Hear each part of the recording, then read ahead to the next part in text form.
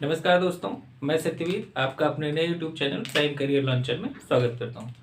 दोस्तों, आज से हम लोग पढ़ेंगे मध्यकालीन भारत और धीरे धीरे करके इसको पूरा कंप्लीट करेंगे। मध्यकालीन भारत मतलब पहला चैप्टर, दूसरा चैप्टर और इन लास्ट।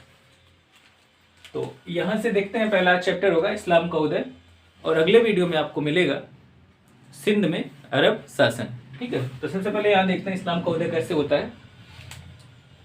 तो उससे पहले जानना हमको जरूरी है मोहम्मद साहब के बारे में। तो चलिए देखते हैं क्या मोहम्मद साहब कौन थे। मोहम्मद साहब, उनके पिताजी अब्दुल्ला, उनकी माता अमीना कुरैश कबीले से संबंधित थे। मोहम्मद साहब के पिता और माता कुरैश कबीले से संबंधित थे। मोहम्मद साहब का जन्म 570 ईस्वी में मक्का में होता है। मक्का कहाँ है दोस्तों? सऊदी अरब में। यानी मोहम्मद साहब का जन्म 570 ईस्वी में मक्का में होता है। बाल्यकाल में यानी मोहम्मद साहब के बाल्यावस्था में ही इनके माता पिता की मृत्यु हो जाती है। उनके चाचा अबू तालिब इनका पालन पोषण करते हैं। अबू तालिब का क्या काम था? वो व्यापार से जुड़े हुए व्यक्ति थे। तो बड़े होकर मोहम्मद साहब व्यापार में उनके साथ शामिल हो जाते हैं। चूंकि व्यापार में शामिल होते हैं तो धीरे धीरे क्या है, आगे व्यापार को बढ़ाते हैं। कुछ समय पश्चात एक विधवा व्यापारी महिला इनको अपना व्यापारिक प्रतिनिधि नियुक्त करती है मोहम्मद साहब को। होता क्या है, धीरे धीरे समय बीतता जाता है।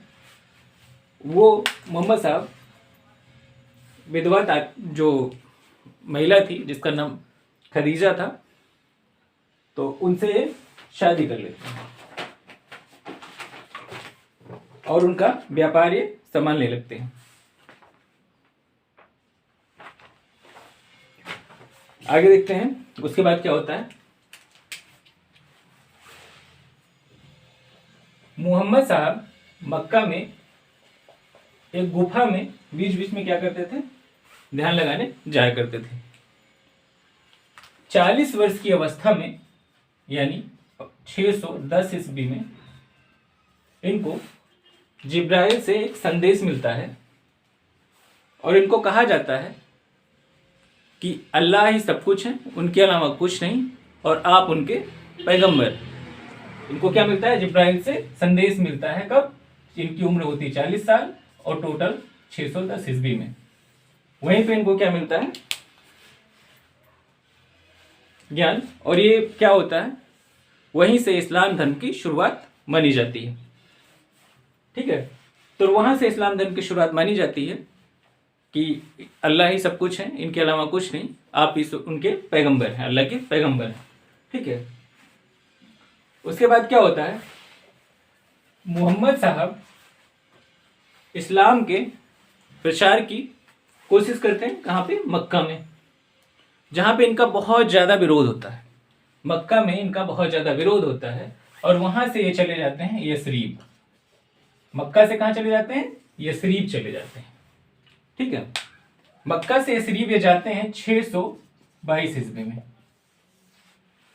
और यसरीब जो आगे चल के मदीना के नाम से क्या होता है? फेमस होता है दोस्तों। ये मक्का से यसरीब जाते हैं 622 ईस्वी में। कारण क्या होता है? इस्लाम धर्म का प्रचार करना चाहते हैं वहां पे, और वहां पे इनका भयानक विरोध होता है और वहां से मक्का से यसरीब चले जाते हैं। यसरीब जाते हैं और यसरीब का ही नाम आगे मदीना पड़ता है। और एक और आपको बताना चाहेंगे, ये मदीना प्रेजेंट टाइम में मदीना में ही मक्का है और दोनों क्या है? सऊदी अरब में ही। मदीना बड़ा शहर है, मक्का छोटा हो, दोनों सऊदी अरब में है। तो यसरीब चले जाते हैं 622 ईस्वी में।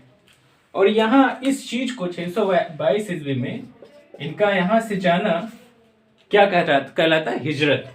मक्का से यसरीब जाना हिजरत कहलाता है। और यहीं से दोस्तों हिजरी संवत की शुरुआत होती है। जहां से आपके लिए सीधे सीधे क्वेश्चन बनते हैं, हिजरी संवत की शुरुआत कब होती है? तो 622 ईस्वी में हिजरी संवत की शुरुआत होती है। ठीक है, चलिए दोस्तों, यहां तक तो आपने देख लिया इस्लाम धर्म का उदय कैसे होता है, क्या क्या चीजें हैं। और दोस्तों यहाँ से question UPPSC, UP triple SC, railway, बाकी जगहों पे सीधे सीधे पूछे जाते हैं। इस्लाम धर्म का उदय कब हुआ, मोहम्मद साहब का जन्म कब हुआ, 570 ईस्वी में, हिजरी संवत पूछा जाता है 622 ईस्वी में। ये सीधे क्वेश्चन है।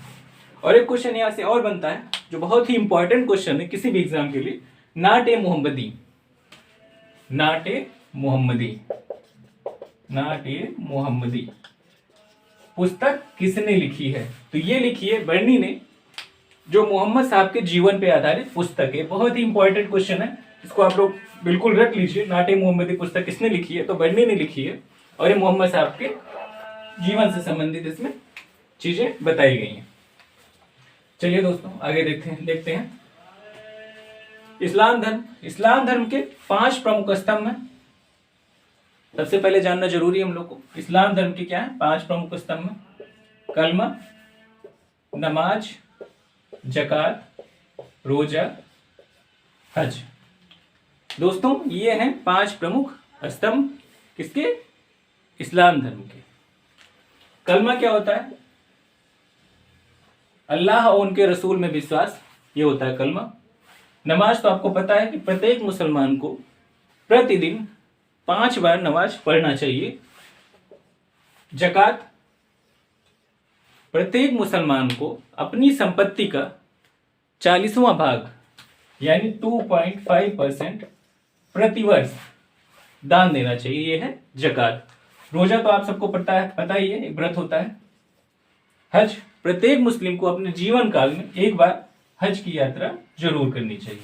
ये क्या है? 5 प्रमुख स्तंभ है किसके? इस्लाम धर्म के, जिसका पालन हर मुसलमान को करना चाहिए। ठीक है, आगे देखते हैं। शरीयत, शरीयत क्या है? इस्लाम का न्याय स्रोत है। शरीयत के आधार पर चीजें यहाँ पे डिसाइड होती हैं, ये इस्लाम का न्याय स्रोत है। उसमें भी क्या है? 4 चीजें इंपॉर्टेंट हैं, कुरान, हदीस, इजमा, कयास। इन चारों चीजों का समुच्चय ही क्या है? शरीयत है। कुरान, हदीस, इजमा, कयास, इन चारों चीजों का समुच्चय क्या कहलाएगा? शरीयत कहलाएगा, जो मुस्लिम न्याय का स्रोत है। अब यहां से हम लोग देखते हैं कुरान क्या होता है। आप लोग जैसा जानते हैं कुरान क्या है? कुरान है एक ईश्वर के शब्द। कुरान क्या है? ईश्वर के शब्द। और इसमें क्या है? 114 सूरा। दोस्तों कुरान में क्या है? 114 सूरा है। सूरा मतलब क्या हुआ? अध्याय। अध्याय यानी कुरान में 114 सूरा है, 114 अध्याय है। और कुरान बेसिकली है क्या? ईश्वर के शब्द। ठीक है, हदीस देखते हैं। हदीस में क्या है? पैगंबर की क्या है? परंपराएं दी हुई हैं इसमें हदीस में। दूसरी इज्मा क्या है? मुस्लिम विधिशास्त्री द्वारा वहां का जो विधि बताया जाता है वो है इज्मा। कयास क्या है? कयास है कि सापेक्षता के सिद्धांत को सदृश्यता के आधार पर इसको व्यक्त किया जाता है, ये होता है कयास। तो यहाँ पे देखते हैं शरीयत के जो 4 मुख्य वो है समुच्चय, कुरान, हदीस, इज्मा और कयास। इन चारों चीजों को मिला के क्या किया गया? शरीयत बना। और शरीयत क्या? मुस्लिम न्याय स्रोत है। ठीक है, हम लोग देखें दोस्तों कि इस्लाम का उदय कैसे होता है। मोहम्मद साहब का जन्म कहाँ होता है? कितना? 570 ईस्वी में मक्का में होता है। उनके माता पिता की बचपन में मृत्यु हो जाती है। उनके चाचा जी उनका पालन पोषण करते हैं। खदीजा जी से वो शादी करते हैं। उसके बाद से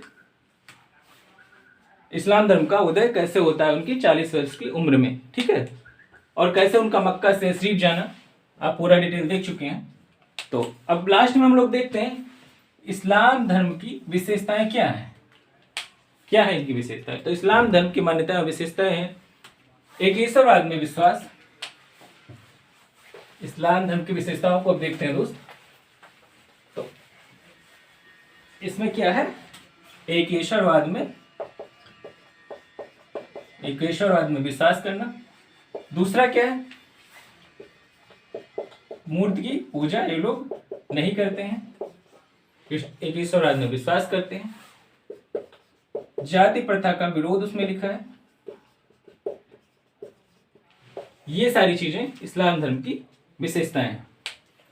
तो दोस्तों आज का ये टॉपिक इस्लाम धर्म का उदय यहाँ कंप्लीट होता है और बहुत आसानी से हम आपको डिटेल में आपको समझा दिए हैं। अगले टॉपिक पे हम लोग अगले वीडियो में डिस्कस करेंगे, वो होगा सिंध में अरब का शासन। धीरे धीरे करके हम पूरा मध्यकालीन भारत, आधुनिक भारत और प्राचीन भारत डिटेल में आपको समझाएंगे। आप उससे कोई भी एग्जाम हो, UPPSC, UP triple SC, railway, कोई भी एग्जाम हो, प्री से लेके मेंस तक आप डिटेल में अच्छे से करेंगे। तो दोस्तों इस चैनल को सब्सक्राइब कीजिए, ज़्यादा से ज़्यादा शेयर कीजिए, जुड़िए और हम मेरा सपोर्ट कीजिए। चलिए वीडियो देखने के लिए बहुत बहुत धन्यवाद।